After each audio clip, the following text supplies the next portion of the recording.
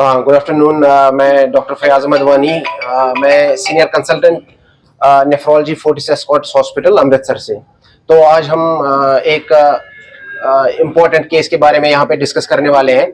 जो हमारे पास जम्मू से केस आया था, बिल्कुल सीरियस कंडीशन में था, शॉक में था। तो जैसे वो हमारे पास पहुंचा, बिल्कुल ही एक मान लो डेंजर सिचुएशन में था पेशेंट। तो हमने बिल्कुल कैसे इसका इलाज किया, कैसे हमने डायग्नोज किया और फिर हमने कैसे दवाइयाँ दी और आगे जाके हमने इनका बिल्कुल जो इलाज रहा वो हमें कितना इम्प्रूवमेंट आ गई है पेशेंट की, और जो पेशेंट आज आपके सामने है कितना बिल्कुल ठीक हो गया है।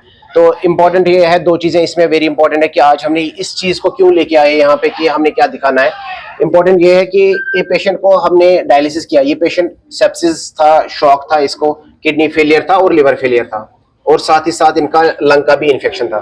तो ये पेशेंट को हमने जब एंटीबायोटिक्स दिया, फ्लूइड मैनेजमेंट किया, एसिडोसिस ठीक की, फिर डायलिसिस किया। तो हमने जो डायलिसिस इनकी की है, तो पहले हमने एक दो डायलिसिस में पेशेंट की इंप्रूवमेंट उतनी ज्यादा नहीं हुई, बट हमने लगातार इनका जो ट्रीटमेंट किया, तो हमने 5 डायलिसिस इनकी की है। जो डायलिसिस हमने की उससे फिर आगे जाके इनको इंप्रूवमेंट आने लगी है।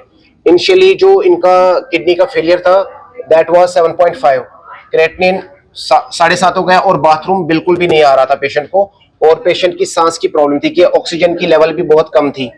तो इनका और इन्फेक्शन बहुत ज्यादा थी, इनकी सेल्स भी बहुत ज्यादा बॉडी में कम हो गए थे।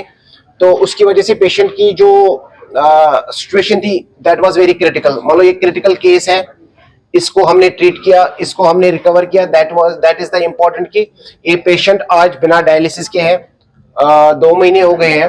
क्रिएटिनिन इनका 7.5 से 0.8 हो गया, without any dialysis, without any further treatment, बिल्कुल पेशेंट ठीक रहा ये। तो ये पेशेंट खुद अपनी अल्फाज में, इनके भाई साहब हैं, ये खुद बताएंगे कि हमारा ट्रीटमेंट यहाँ पे फोर्टिस में डॉक्टर साहब के अंडर जो केस रहा है कैसा रहा है। वाहिगुरु जी का खालसा, वाहिगुरु जी की फतेह। जैसा कि डॉक्टर साहब ने आपको ब्रीफ कर ही दिया है कि 12 मार्च की बात है। ये हल्का सा पेट में पेन हुआ था, तो विजयपुर में रहते हैं सिस्टर, तो टैबलेट वगैरह ली जैसे नॉर्मली हम सभी लेते हैं डॉक्टर से, तो कोई इनको फर्क नहीं लगा। फिर हम दूसरे दिन ज्यादा पेन हो गया, तो 13 तारीख को हम कुजवानी कालीबाड़ी लेके गए इनको। तो कालीबाड़ी लेके गए तो वहां भी कोई इम्प्रूवमेंट नहीं हुआ। उन्होंने वहां 24 घंटे पेशेंट को रखा है वहां। तो उन्होंने जो भी अपना ट्रीटमेंट किया वो किया। उसके बाद हमको डॉक्टर फयाज साहब का पता लगा है फोर्टिस कार्ड के बारे में। तो हमने बिना किसी रेफर या कोई ऐसी कोई कंडीशन नहीं है, हमने कोई कंडीशन रखी नहीं उनके पास। हम अपने पेशेंट को लेकर तुरंत फोर्टिस कार्ड में पहुंचे, और जैसे वहां पहुंचे तो कंडीशन इतनी क्रिटिकल की थी कि मतलब हाथ पैर इतने सूज गए, इतने मतलब मुंह भी इतना सूज गया था कि देखते आदमी को लगता था कि मतलब मुश्किल ही है। जो भी देखता है बोला यार इतनी कंडीशन कैसे खराब होगी। तो 2-3 दिन के बाद हमने डॉक्टर साहब, जैसे मैं घर आया वापस बाहर छुट्टी से फौज से, तो डॉक्टर साहब से बात किया मैंने। तो डॉक्टर साहब ने मेरे को यही आश्वासन दिया कि ये बिल्कुल अपने पैरों पे चल के जाएंगे, ऐसी कोई टेंशन मत लो आप कि ऐसा। बाथरूम इनको बिल्कुल ही बंद हो गया था, बुखार आ रहे थे, हर चीज में इन्फेक्शन इतनी ज्यादा 40,000 तक पहुंच गई थी। मतलब कि 4-5 दिन के अंदर अंदर इन्होंने, 1 हफ्ते के अंदर इतना कंडीशन नॉर्मल ले आए। 14-15 दिन एडमिट रहे, 15 दिन 7.79 इनका क्रेटिनिन था, और 5 डायलिसिस की डॉक्टर साहब ने सब आपको ब्रीफ कर ही दिया, बता ही दिया है। तो उसके बाद जैसे हम इनको मतलब 5 पे हम घर लेके आए, तो ट्रीटमेंट के उसके माध्यम से कोई बिना कोई डायलिसिस नहीं।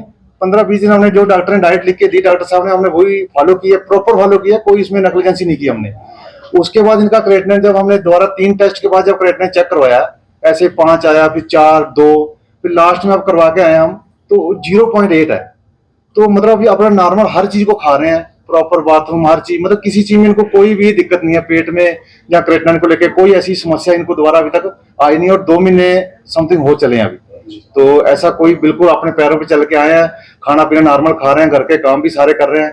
तो डॉक्टर साहब ने आश्वासन दिया था, और पूरे हमने इनका तहे दिल से हम धन्यवाद करते हैं। और इन्होंने जो आश्वासन दिया था पूरा, मतलब इन्होंने अपने पूरा कॉन्फिडेंस के साथ कहा, और हमें पूरा भी किसी भी चीज में कोई आगे डराता भी था, लेकिन हमने इनकी बात पे चले हम। और डॉक्टर साहब ने बहुत अच्छा ट्रीटमेंट किया, हम इनके तहे दिल से धन्यवाद करते हैं, शुक्रिया करते हैं इनका।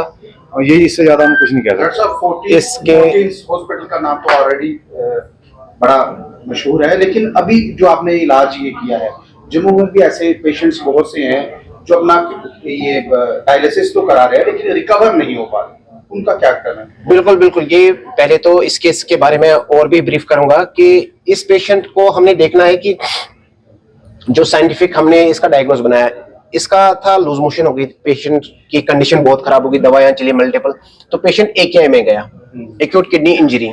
ये CKD वाला केस नहीं था, एक्यूट किडनी इंजरी जिसमें हमने पेशेंट को, और इन्फेक्शन हो गई थी, दो चीजें इंपॉर्टेंट है ना, और फिर BP लो होना, फिर सांस की दिक्कत और लिवर फेलियर, ये सारी चीजें इन्फेक्शन की वजह से होता है। ऐसी पेशेंट्स को best of the centres in the world 40 to 50% mortality होती है। मतलब ये कि अगर हमारे पास 10 पेशेंट आएंगे, 5 बचने का चांस बहुत कम होता है, तो 4-5 ही पेशेंट है जो बच जाते हैं। ठीक है, तो हमारे पास ये चैलेंज था कि पहले इसकी लाइफ सेव करनी है।